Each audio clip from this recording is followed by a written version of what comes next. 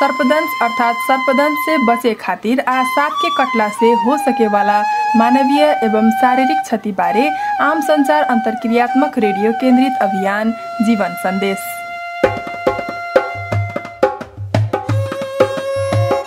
नमस्कार। नागपंचमी के विशेष शुभकामना साथे सांप के काटला से हो सके वाला मानवीय एवं शारीरिक क्षति विरुद्ध जनचेतना जगावे वाला उद्देश्य राखल गईल अंतरक्रियात्मक रेडियो कार्यक्रम लहर जीवन संदेश में अपने के स्वागत बा। आजू इ नागपंचमी विशेष कार्यक्रम में हमनी के प्रस्तुति में रही समूहगत विचार विमर्श अर्थात पैनल डिस्कशन। ई विचार विमर्श में हमनी नागपंचमी के सांस्कृतिक महत्व के बारे में बातचीत करेम सन। नेपाल में सर्पदंश के समस्या कितना गंभीर बा, सर्पदंश बारे सचेतना आ रोकथाम के प्रयास सब काहे महत्वपूर्ण बा आ एकरा अलावा सर्पदंश अभियान के आयाम सब के बातचीत करेम सन। आई कार्यक्रम के शुरुआत करी हमनी के विज्ञ व्यक्तित्व लोग के परिचय से। नमस्कार, म डाक्टर कृष्ण प्रसाद आचार्य। म हाल कार्यरत संस्था चाहिँ नेशनल ट्रमा सेन्टर न्याम्स काठमाडौँ, त्योभन्दा पहिला भेरी अस्पताल नेपालगञ्जमा 8 वर्ष सर्पदंश सम्बन्धी सेवामा तल्लिन्थेँ। म शालिग्राम ढकाल, नेपाल संस्कृत विश्वविद्यालय वाल्मीकि विद्यापीठको ज्योतिष विभागको उपप्राध्यापक। नमस्कार, म अर्जुन अर्याल। म अहिले जनस्वास्थ्य केन्द्रीय विभागमा काम गर्छु। त्रिभुवन विश्वविद्यालयको चिकित्सा शास्त्र अध्ययन संस्थान अन्तर्गत केही समय अगाडि मात्रै पनि म सर्पदंशसँग सम्बन्धित अनुसन्धान गर्ने कार्यमा लागेको थिएँ। नमस्ते, मेरो नाम वन्दना उप्रेती। म चाहिँ निरातो बंगला फाउन्डेसनमा शिक्षक प्रशिक्षकको रूपमा कार्यरत छु। नमस्ते, म पूनम राणा। म सामाजिक कार्यकर्ता रोटरी क्लब अफ काष्ठमण्डपमा 2024-25 को सचिव पदमा कार्यरत छु। नमस्ते, मेरो नाम डाक्टर निर्मल रिजाल। म पेसाले चाहिँ सञ्चार क्षेत्रमा चाहिँ विज्ञता राख्दछु। अहिले अन्तर्राष्ट्रिय विकासमा चाहिँ परामर्शदाताको रूपमा काम गर्छु र त्यसबाहेक मेरो रोटरीको परिचय चाहिँ रोटरी क्लब अफ काठमाडौँ मिड टाउनको भूतपूर्व अध्यक्ष पनि र अहिले चाहिँ सदस्य छु काठमाडौँ मिड टाउनको। हमनी के विज्ञ व्यक्तित्व लोग के ई विचार विमर्श में सहभागी भइला पर धन्यवाद देत अब सुने विचार विमर्श के मुख्य बातचीत के अंश सब। सर्पदंश रोकथाम जुन अभियान, सर्पदंश की रोकथाम के जौन अभियान बा एहबेर के ओहमे नागपंचमी के मद्देनजर करके हमनी स्टूडियो में जमा भइल बानी। हम शुरुआत में शालिग्राम सर से प्रश्न करे के चाहेम, नागपंचमी के जौन एगो सांस्कृतिक महत्व बा, हमनी के सनातन धर्म परंपरा जुड़ल एगो महत्व बा, ई कैसे आई, एकर महत्व का बा, ई विषय पर हमनी के श्रोता लोग के तनी जानकारी कराई न। प्रकाश पार्दिनुहुन्छ कि? धन्यवाद। हाम्रो सनातन वैदिक संस्कृतिमा धन्यवाद। हमनी के सनातन वैदिक संस्कृति में हमनी हरेक चीज के पूजा करेनी सन। 12 महीना में हरेक संक्रांति के हमनी पर्व मानेनी सन। हमनी इतने मात्र ना, सजीव प्राणी के मात्र ना, हमनी दूबी के पूजा करेनी, कुश पूजा, नाग पूजा करेनी, कुकुर पूजा करेनी, गाय बैल पूजा करेनी सन, भाई पूजा करेनी सन। ओइसने प्रकृति के अभिन्न अंग के रूप में रहल जौन नाग देवता ह, ओकरा के शास्त्र देवता के रूप देहल गइल बा। नाग देवता के हमनी के नाग पंचमी में पूजा करेनी सन। प्रश्न उठेला काहे पंचमी में ही पूजा करे के? 16 गो तिथि के मालिक लोग बा, उ तिथि के मालिक भा स्वामी लोग मध्य जैसे कि श्लोक शास्त्र बतावेला पंचमी तिथि के मालिक सांप अर्थात नाग देवता ह। ओइसे केहू के पूजा करे के पड़ल त उनके तिथि उनकरे दिन में कइल जाला। अश्लेषा नक्षत्र के मालिक नाग ह। ओइसे तू प्रकृति के अभिन्न अंग हुआ, तू हरेक स्थान में बाड़ा हे नाग देवता। वेद ई मंत्र में का कइले बा कि अंतरिक्ष में रहल नाग सब, पृथ्वी में रहल नाग सब के हमनी बारंबार प्रार्थना करेनी सन। कैसन रूप में प्रार्थना करेनी सन कि हे नाग देवता, हमनी प्रकृति के अभिन्न अंग हैं, अगर अपने ना रहती त आज धरती पर ई संपूर्ण संसार में विषाक्त हवा बह के केहू जीवित ना रहित। ओइसे तू एगो मात्र हमनी सभी के प्राण के आधार, जीवन के आधार हुआ। ओही से आज नाग पंचमी के पावन अवसर पर घर घर में नाग टांग के आपन जमीन में रहल नाग देवता के आशीर्वाद लेके हमनी के समग्र में बुझे वाला बात का बा कि धरती के अभिन्न अंग के रूप में रहल ई नाग कबो काट लेवेला, कैसन समय में काटेला। नाग प्रति हमनी कैसन भाव राखेनी, उ भाव के प्रतिफल के रूप में नाग सब प्रतिकार करेला आ प्राण भी जाला। ई नाग पूजा केवल धार्मिक ना, एकर वैज्ञानिक महत्व भी बा। हरेक स्थान में देवी देवता रहेलन। देवी देवता के आशीर्वाद से जीवन आनंद से बितावल जाई। जितना जियल जाई, 80 बरस 100 बरस कितना जियल जाई, उस समय तक नाग देवता के आशीर्वाद रही त हमनी के स्वच्छ हवा मिले। ई स्वच्छ हवा देवे वाला हे नाग देवता हमनी के जियाई, हमनी के मात्र ना धरती के ही स्वच्छ अमृतमय बनाई। धरती के विष अपने ग्रहण करेनी आ हमनी के अमृत देवेनी। ई प्रकार के मान्यता के साथ हमनी नाग पंचमी में पूजा करेनी सन। मान्यतालाई लिएर हामीले नाग पञ्चमीमा हामीले पूजा गर्ने गर्दछौँ। त्यसो हुँदा हुँदै पनि अब एउटा सर्प देखिहाल्यो बाटोमा भने ऐसन भइला पर भी एगो सांप अगर दिखाई देवे कहीं त सबसे पहिले हमनी के डर हो जाला। असंभव होको त मारे खातिर भी तैयार रहने सन। अब हम डॉक्टर कृष्ण आचार्य से प्रश्न करें कि ऐसन का कारण बा कि हमनी सांप देखला पर पहिले ओकरा मारे के अथवा ओकर बिगार करे की ओर लाग जाने सन। बिगारै गर्नतिर किन लाग्छ? जहाँसम्म एउटा अनुमान गरिएको कुरा के छ भने जहाँ तक एगो अनुमान कैल गई बात का है कि सांप कटला पर आदमी मर जाला। ई डर सदांती से पुस्तांतरण होत अइला के कारण हर केहू के सांप से डर लागेला। उ जीन में ही आयल रहेला, जेकरा धीरे धीरे न्यूट्रलाइज करे खातिर सचेतना आ शिक्षा ही जरूरी बा र एजुकेशन नै जरुरी हुन्छ। सचेतना र एजुकेशन जरूरी हुन्छ। हामीसँग शिक्षण पेशा में आवत वंदना जी भी हमनी के साथे बाड़ी। उनका से हमार प्रश्न बा, ई जौन एजुकेशन सचेतना पर अपने बहुत तालीम सब देवेनी, शिक्षक के तालीम देवेनी, विद्यार्थी सब साथे उठ बैठ रहेला। सर्वदंश के सचेतना शायद जितना होखे के चाही उतना नहीं खे होत। एहमे अब का करे के हुई, कैसे करे के हुई, जैसा लागत आपने के जस्तो लाग्छ यहाँलाई?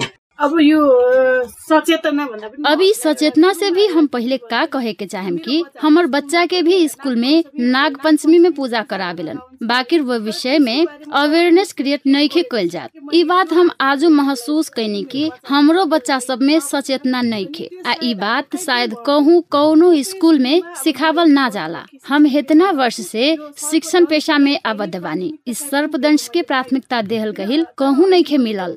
सर सब के आजू के बात सुनला पर ई कितना जरूरी बा ई महसूस भइल। हमनी के ई विषय करिकुलम में ही रखे के होई का, काहे कि कितना बड़का बड़का रोग सब के बारे में, पाटे वाला रोग के बारे में बच्चा लोग के जानकारी देहल गईल। जैसने ई सर्पदंश ई सांप कैसन कैसन किस्म के होला पहचान करावल जाए त प्रभावकारी होखी की। जैसे कि अभिनय डॉक्टर साहब कहनी नु हमनी के डर हो जाला, काहे कि हमरो लइका ही से ई काटेला कह के डर देखावल गईल। उहे से हमनी सभी के डर लागेला। उहे से एकर विकल्प मारल ही ठीक होई सोचा जाला, बाकी वैसा नहीं खे। सांप भी प्रकृति के चाही। ई बात हमनी के बच्चा लोग के जानकारी करावल अत्यंत जरूरी बा जैसन लागता।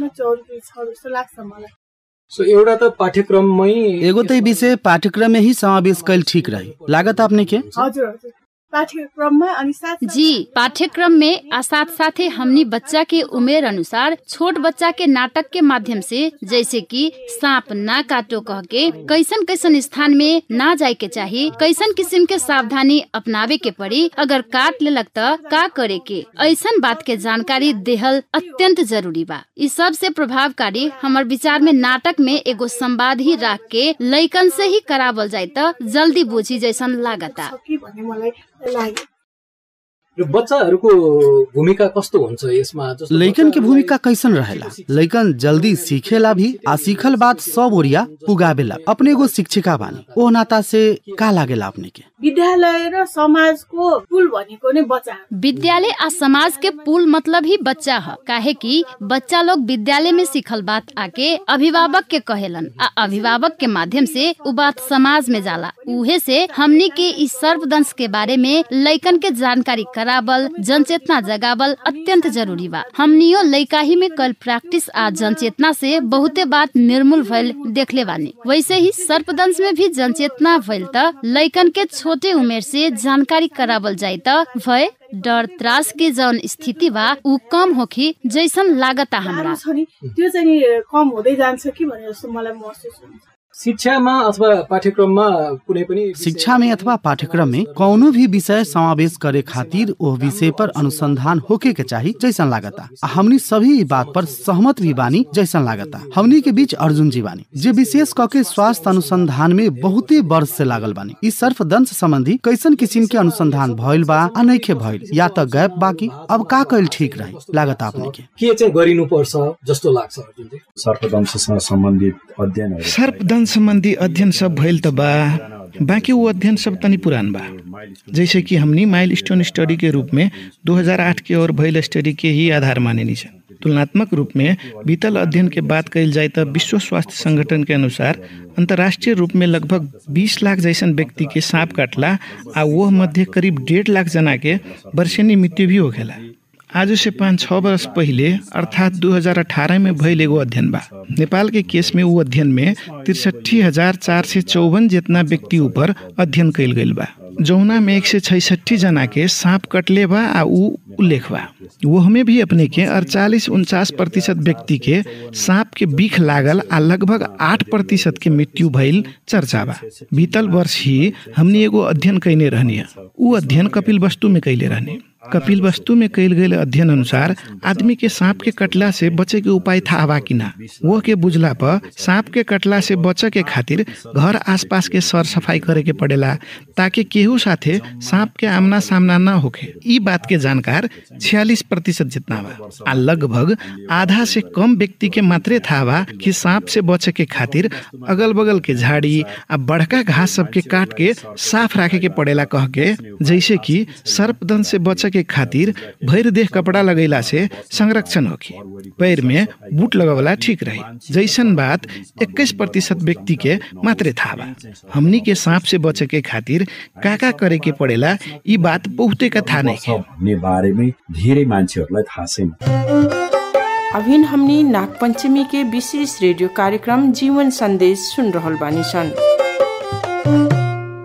हामीले बुझेको चाहिँ के भन्दा यदि विषाक्त सर्पले टोकेको हमनी के जानकारी अनुसार विषाक्त सांप के कटला पर समय में ही स्वास्थ्य केंद्र में पहुंचावे के पड़ेला। ओहमे देरी कौन कारण से होखेला ई बात तनी जानकारी कराई ना डॉक्टर साहब। कति कारणले हुँदो रहेछ त्यसको बारेमा एकदम महत्त्वपूर्ण पहिलो नम्बरमा त ढिला एकदम महत्त्वपूर्ण प्रश्न। पहिलो नम्बर में त देरी होखे के कारण था न रहेला। विशेष करके तराई में जमीन पर सुतल व्यक्ति सांप के कटला से मर जाला। ओकरा के लक्षण सब दिखाई देवे में टाइम लगेला। तब ले का भइल कह के सोचत रह जाला। अगर बच्चा के कटले बा त ओकरा के पेट दुखाई, माई के कहला पे माई के लागी कि गैस्ट्रिक से दुखाइत होकी, उ घरेलू उपाय करे के ओरी लाग जाली। बाद में सांस लेवे में दिक्कत होकी, तब बाद में उठा के अस्पताल ले जाला लोग। एगो बात था न रहेला। दोसर बात दुर्गम आ गरीबी भइल स्थान में साधन के भी कमी रहेला, जबकि एम्बुलेंस जरूरी नहीं है। सामान्य बाइक, ऑटो, साइकिल पर भी ले जा सकता, बाकी उहो उपलब्ध न भइल पर देरी हो जाला। दोसर बात का बा कि गांव घर ओरिया झाड़ फूक पर विश्वास करेला लोग। झाड़ फूक करे वाला धामी ओझा बिखना रहल सांप के काटल ठीक कर देवेला आ भ्रम सिर्जना कर देवेला कि ठीक कह देनी। जब बिखधर सांप काटी त उहे जाई लोग, ठीक हो जाए कह के आश्वासन दी लोग। जब निमन ना होखी तब अस्पताल ले जाई, तब ले देरी हो गेल रहेला। दोसर बात अस्पताल त पुगेला, बाकी मृत अवस्था में मृत्यु काहे होखेला त एगो त देरी भइला के कारण रस्ते पर मृत्यु हो जाला। दोसर स्वास्थ्य संस्था पुगला पर भी हियाँ ना होई, दोसर जगह लई जाई कह के रेफर त करेला, बाकी साथ में कोनो स्वास्थ्य कर्मी ना भेजला के कारण बीमार के सांस लेवे में दिक्कत भइला से मृत्यु हो जाला। इस सब कारण बाकी व्यक्ति मृत अवस्था में आवेला कि त अन्तिम अवस्था में अस्पताल आवेला। एउटा अस्पताल आइपुग्दाखेरि कि त मान्छे मरेर आउँछ कि चाहिँ एकदम लास्ट स्टेजमा आइपुगे आउँछ। धेरै घटनाहरू सुनिन्छ, पत्र पत्रिकामा पनि आउँछ कि एउटा बहुते घटना सब सुनल जाला। पत्र पत्रिका में भी आवेला कि एगो त देरी से पुगेला जेकर विभिन्न कारण रउआ कहवे कहनी है कि काहे देरी होखेला। दोसर त समय पर पुगला पर भी बहुत ऐसा घटना हमनी सुनले बाने कि दोसर जगह रिफर कर देवेला लोग, जबकि सर्पदंश से बचावे वाला दवाई कही या एंटी स्नेक बाइट सीरम कही उ रहेला उ लोग के साथ में। चिकित्सक लोग में कॉन्फिडेंट लेवल कम भइला से या कि अथवा एकरा साथ साथ साथे डॉक्टर साहब ई भी कही कि समुदाय आ स्वास्थ्य सेवा प्रदायक बीच में संबंध बहुते जगह खराब भइल चर्चा के विषय बा। ई का यस बारेमा अलिकति भनिदिनुहुन्छ कि? पहिला कुरा त बिरामी एउटा स्वास्थ्य संस्था, पहिल बात त बीमार स्वास्थ्य संस्था में अइला के बाद काहे रेफर होला उ बात। दोसर, रेफर होखे के कारण उतहाँ उपलब्ध स्रोत साधन पर्याप्त न होखी। सर्पदंश के केस में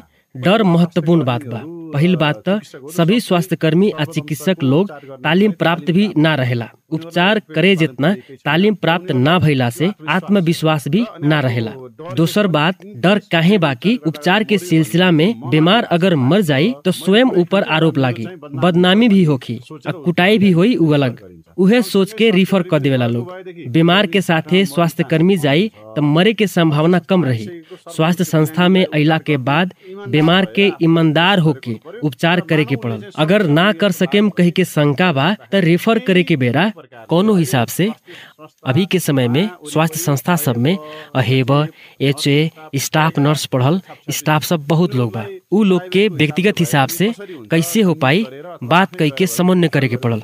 अपने रिफर कैल स्वास्थ्य संस्था तक पहुँचावे के खातिर सहयोग करे खातिर याचना करे के पड़ल। बीमार के आपन जैसन जबले हमनी ना बुझेम तबले व्यवस्था करत रहेम आ वैसन घटना होखत रही। सर्पदंश के उपचार में ईमानदार होके सकभर प्रयास कैला पर भी बचावल ना जा सकी तब बीमार के परिवार लोग भी स्वीकार कर लेवेलन। बाकी बिना उपचार के रिफर कैला पर अगर कुछ होखत बा तब बात बिगड़ जाला आ रिफर करे वाला चिकित्सक ऊपर दबाव सिर्जना हो जाला। सर्पदंश के उपचार खातिर सभी स्वास्थ्य कर्मी आ चिकित्सक लोग के राज्य के ही तालीम देवे के चाहिए। उ सुस्त गति में हो रहल बा। नेपाल के 26 गो जिला सब में हरेक वर्ष 6 महीना बैसाख से कुआर तक ई समस्या आवेला। जानकारी भइला के बाद भी ई घटना घटत रहेला। एहमे रोटरी क्लब ऑफ मिड टाउन सभी समुदाय सब में कैसे सूचना पुगाई कह के कईल प्रयास सराहनीय बा। ई प्रयास के कारण से भी कुछ अवस्था में सर्पदंश के घटना से व्यक्ति के मृत्यु होखे के क्रम घटल बा जैसन लागत हमरा। आ अभिन नाग पंचमी के उपलक्ष्य में आजू हो रहल बातचीत के सभी श्रोता लोग सुन रहल बानी। उहाँ लोग के भी सर्पदंश से हमनी के बचे के पड़ल कह के बुझे के पड़ल। आ दोसर बात, हमनी के देश में रहल सांप सब औरी देश के तुलना में जैसे ऑस्ट्रेलिया, अमेरिका, अफ्रीका के तुलना में बहुत माइल्ड कहे के मतलब एकदम निम्न किस्म के सांप सब बा। सामान्य बीख भइल सांप सब बा। ऑस्ट्रेलिया, अमेरिका, अफ्रीका और के सांप सब बहुत विषालु होखेला।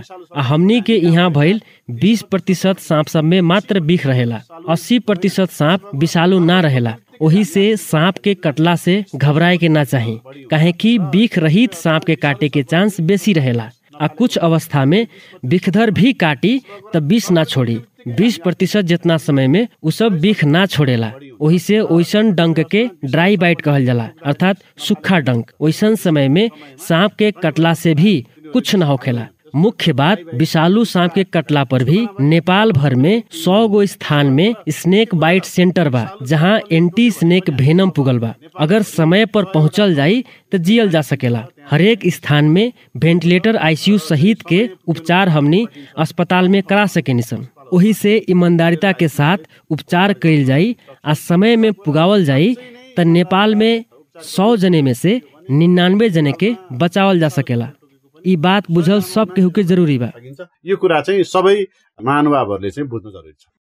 हालसालैको हाम्रो अपडेट अनुसार चाहिँ अहिले हाल साल में हमने के अपडेट अनुसार 120 गो तक सेंटर बन चुकल बा जहां एंटी स्नेक बाइट सीरम प्रदान कइल जा सकता, जौन नेपाल सरकार आ सहयोगी पार्टनर सब कर रहल बा। ई सुन ले बानी। उहे में डॉक्टर आचार्य के फिर से अपने के इतना वर्ष के अनुभव में 2 बात, एगो कोबरा, दोसर करेत आउरी प्रजाति के सांप कटला पर काका लक्षण सब दिखाई देवेला। अरु सर्पले टोक्दा के सिम्टमहरु देखिन्छ? करेत सर्प भनेको यस्तो सर्प जुन करेत सांप ऐसन सांप बा जौन रात के समय में क्रियाशील रहेला। रात के समय में ओकरा शीतल आ सुखा चाहिए। प्राय आदमी के बिछौना शीतल जगह पर ही रहेला।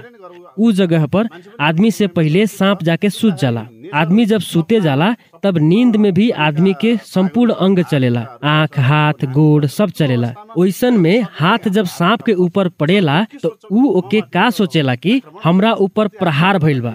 आ ऊ प्रति आक्रमण में डस लेवेला। करेत सांप के दांत मिहीन होखेला। सुतल व्यक्ति के कटला पर थाह ना लागेला। कबो कबो सांप वही स्थान में रहेला तो कबो कबो वहाँ से चल देवेला। जब आदमी नींद से उठी तो पेट दुखाइल जैसन, उल्टी भइल जैसन, धीरे धीरे आँख खोले में दिक्कत होला, चक्कर लागल जैसन महसूस होके, तब का भइल कह के जानकारी ना रहेला। बाकी रात के समय में ऐसन भइल बैसाख से लेके कुवार महीना तक के समय बा आ मच्छरदानी ना लगौले रहनी तो स्वयं के प्रश्न करे के चाही आ सबसे पहले स्वास्थ्य चौकी जाए के चाही आ खुदे ई सर्पदंश तो ना ह कह के स्वास्थ्य कर्मी के कहे के चाही ताकि उ जल्दी से उपचार के क्रम में लागी। करेत प्राय रात के समय में ही काटेला, चाहे बिछौना पर होखे या कोनो अन्हार जगह होखे। कोबरा के बात करें तो कोबरा के गोमन भी कहल जाला अथवा फेटारा भी। उ सांप सवेरे की तो साँझ में आ दोसर समय दिन के 1-2 बजे के समय में बेसी क्रियाशील रहेला। सवेरे साँझ चारा खोजे के क्रम में आ दिन के समय में प्यास लागेला त पानी के स्रोत के आसपास काटेला। फट काढ़ के आवाज भी निकालत रहेला। गोमन के फट के आकार ओम जैसन रहेला, जौना कारण आदमी सहज तरीका से पहचान सकेला कि ई गोमन कह के। गोमन कटले बा आ उ बिख छोड़ले बा तो 2 घंटा के भीतर अस्पताल पुगा के एंटी स्नेक वेनम ना दिहल गईल आ जितना उपचार चाही उ ना भइल तो बीमार के मृत्यु भी हो सकेला। करेत के सवाल में 6 से 12 घंटा के समय रहेला। करेत के बिख धीरे धीरे फैलेला तो गोमन के एकदम आक्रामक होला। करेत के उपचार में एंटी स्नेक वेनम लगा के वेंटिलेटर पर आईसीयू में रखल जाई तो ओकर उपचार 2 हफ्ता तक चलेला। गोमन जैसे आक्रामक होला ओकर उपचार भी आक्रामक तरीका से ही करे के पड़ेला। 2 घंटा में बीमार ठीक हो जाला अगर सही उपचार मिलल तब, लेकिन अगर ना मिलल तब तो मृत्यु निश्चित बा। ई 2 गो करेत आ गोमन भइल। दोसर बात, हमनी के नेपाल में पहाड़ी इलाका में मिले वाला हरेऊ प्रजाति के सांप सब, ई सांप कटला पर आदमी कमे मरेला, जबकि करेत आ गोमन आदमी के सांस लेवे में भी कठिन बना के मारेला। वैसने ग्रीन पीट भाइपर के असर रक्त संचार में होला, खून पतला हो जाला आ खून बहे लागेला। सांप भी डंक मरलक आ ऊपर से चोट भी लागल त खून बहल स्वाभाविक है। आदमी के थाहे न लागेला कि का है। महिला के सवाल में महीनवारी भइल समय पर खून बह सकता, बाकी ई प्रजाति के सांप आदमी के मारेला ना। दूसर बात, काटल स्थान में फूल जाला आ फोका निकल जाला, बाकी ई नीमन होखे में 2 हफ्ता जितना लागेला। दुख के बाद ई ग्रीन पीट भाइपर के उपचार करे वाला एंटी स्नेक वेनम हमनी के नेपाल में नहीं है। दूसर बा रसेल्स भाइपर। रसेल्स भाइपर पश्चिम तराई में मिलेला। ई सांप तनी खतरनाक सांप है, काहे कि ई स्नायु प्रणाली में असर करेला, कोबरा आ करेत जैसन। ई ग्रीन पीट भाइपर के जैसन खून भी बहावेला आ साथे किडनी के असर भी करेला आ ओसे किडनी फेल भी हो सकेला। वही से नेपाल के परिप्रेक्ष्य में सबसे खतरनाक रसेल्स भाइपर बाघे सांप लागेला हमरा। एकर उपचार में बहुत विज्ञ लोग के आवश्यकता पड़ेला। एगो तो न्यूरोलॉजिस्ट के आवश्यकता पड़ेला, दोसर वेंटिलेटर में रखे के पड़ी, साथे डायलाइसिस भी करे के पड़ेला। काटल स्थान में गोमन के काटल जैसन सूजन आ फोका फोका हो जाला। वही से सांप के भी अपन अपन प्रकृति होला। नेपाल में ढेर जैसन करेत आ गोमन के कटला से आदमी मरेला। करेत के कारण से पश्चिम में लोग बेसी मरेला तो गोमन के कारण से पूर्व में। करेतले चाहिँ पश्चिमतिर बढी चाहिँ मारेको छ भने कोब्राले चाहिँ पूर्वतिर बढी मारेको छ। हाम्रो सह रोटेरियन पूनम राणा जीलाई सोध्छु। हमनी के सह रोटेरियन पूनम राणा जी से हमार प्रश्न बाकी, अपने तो विभिन्न स्कूल सब में पहुंचल बानी, हमनी के पोस्टर सब लेके, अभियान के सामग्री सब लेके स्कूल, क्लब, तराई के विभिन्न स्थान में, साथे एकदम दुर्गम स्थान में भी पुगल होखे। अपने के अनुभव कैसन रहा, कैसे वो था के लोकल आदमी सब अपन प्रतिक्रिया देला? किसिमको उहाँहरूको प्रतिक्रिया थियो। जान त म 5-6 ठाउँ जाए खातिर त हम 5-6 स्थान में पहुंचल बानी तराई के। भैरहवा में का भइल कि 240-45 जने विद्यार्थी संगे हमर भेंट भइल। हमर फर्स्ट एक्सपीरियंस कैसन रहल कि उ लोग के सहज होखो आ स्वयं के भी सहज बनावे खातिर हम उ लोग के ही अवधि भाषा में बात करे लगनी। हम आज जितना बात कहेम तू लोग अपन घर परिवार में जाके शेयर कर लोगिन। हम कोनो मेडिकल एडवाइस देवे खातिर नहीं आयल, सिर्फ अवेयरनेस आ प्रिवेंशन के बारे में बात करे आइल बानी। खजाना के लोकल स्कूल में बात कैला बाद हमरा हमहू कर सकम कह के कॉन्फिडेंस आइल। ओकरा बाद हम बहुत स्थान में पहुँचनी। बुटवल के श्री गौतम बुद्ध सेकेंडरी स्कूल केरवानी में बा ओतहा, ऐसे ही चितवन के लिटिल हेवन में, खुरकोट सिंधुली के जन ज्योति सेकेंडरी स्कूल में गईनी। रास्ता में भी सके जितना हम पोस्टर वितरण कैनी। हमरा एक्सपीरियंस त भइल, बाकी हमरा औरो करे के बा। हमरा ऐसा लागत कि सर्पदंश के सवाल में हमरा अभिनो बहुत कुछ करे के बाकी बा आ हमरा और ही काम करे के इच्छा भी बा। I still have a lot to do and I still want to do. रोटरी club of Kathmandu mid town ले सन् 2019 मा रोटरी club of Kathmandu mid town सन् 2019 में काठमाडौँ में एगो बृहत अंतर्राष्ट्रीय सम्मेलन कैले रहे। सर्पदंश के बारे में विभिन्न मुलुक के विज्ञ, वरिष्ठ जन स्वास्थ्य अधिकृत लोग ऑस्ट्रेलिया से, यूके से, इंडिया, बांग्लादेश, नेपाल सभी मुलुक के विज्ञ लोग आयल रहे। उस सम्मेलन के निचोड़ अंत में का भइल कि जनचेतना के अभाव के कारण बहुते व्यक्ति जोखिम में पड़ेलन। जनचेतना रहे तो उ लोग सर्पदंश से बचे में सफल होगित। सर्पदंश अगर ना होई तो स्वयं मृत्यु दर कम होगी। ऐसन किस्म के संदेश सहित के अंतर्राष्ट्रीय सम्मेलन संपन्न भइल, जेकर आधार पर रोटरी club of Kathmandu mid town एगो परियोजना निर्माण कैलक आ उहे परियोजना के अभिन्न 4 वर्षीय अभियान के रूप में काम हो रहल बा, जौना में विभिन्न जनहित में जारी रेडियो संदेश सब 11 गो बा। उ मध्य 5 गो रोकथाम के ख्याल करके कैल गइल बा त 5 गो उपचार। उहमे एगो सांप स पर्यावरण के अभिन्न अंग बा कह के बा। 11वां एगो संदेश जौन महत्वपूर्ण बा, सांप काटी त का करे के होई, ओमे उठावे वाला कदम का हो सकता कह के जनहित में जारी संदेश मार्फत बुझावे के प्रयास कैल गइल। वैसने कह के रेडियो कार्यक्रम सब बा। छोट संदेश आ रेडियो कार्यक्रम सब मुलुक भर 41 गो FM रेडियो से प्रसारित होखेला। वैसे हमनी सामाजिक संजाल से भी इस सभी संदेश सबके जैसे कि फेसबुक, यूट्यूब, इंस्टाग्राम से भी प्रसारण करेम तब विशेष करके युवा वर्ग जे सामाजिक संजाल प्रयोग करेला उ लोग जागृत हो सकी कह के धारणा बा। ओकरा बाद पोस्टर सब बा। पोस्टर भी दोनों ओरिया प्रिंटेड बा। एगो ओरी रोकथाम के प्रयास बा त दोसर ओरी उपचार के संदेश सब राखल गइल बा। ई सब 5 गो भाषा में, नेपाली, साथे मैथिली, भोजपुरी, अवधी आ पश्चिमेली थारू भाषा में बा। अंत में हम फिर से कहे के चाहेम कि हमनी के वेबसाइट www.snakebitenepal.org बा। ई वेबसाइट में हमर कहल सभी सामग्री उपलब्ध बा। साथ ही सर्पदंश के बाद उपचार खातिर एंटीवेनम सेंटर सब के फोन नंबर कहाँ आ कौना स्थान में बा, संपर्क व्यक्ति के ह, इस सब बात सब विस्तृत रूप से दिहल गइल बा। वेबसाइट में औरी बहुते बात सब बा। अनुसंधान भइल बात सब, आर्टिकल, न्यूज़पेपर में आयल आर्टिकल सब, स्वास्थ्य मंत्रालय आ विश्व स्वास्थ्य संगठन द्वारा निकालल गइल सांप संबंधी प्रकाशन सब उहमे मिली। विद्यार्थी अथवा शोधकर्ता जे अनुसंधान करी उ लोग खातिर भी ये वेबसाइट उपयोगी हो सकता। ये परियोजना अंतर्राष्ट्रीय रोटरी इंटरनेशनल के रोटरी फाउंडेशन वा ओतहा के एगो ग्लोबल ग्रांट से संभव भइल बा। उ लोग के भी हमनी धन्यवाद देवे के चाहेम। संभव भएको हो र उहाँहरुलाई पनि हामी धेरै धन्यवाद दिन चाहन्छौं। आजु के इ नाग पंचमी के विशेष कार्यक्रम में अपन अमूल्य समय देके इ विचार विमर्श में सहभागी भइला पर हमनी के विज्ञ लोग प्रति हार्दिक आभार तथा बहुत बहुत धन्यवाद। सहभागी श्रोता, आजु के इ नाग पंचमी विशेष कार्यक्रम जीवन संदेश के इस श्रृंखला से पुनः नाग पंचमी शुभकामना देत हम नम्रता विदा चाहेम।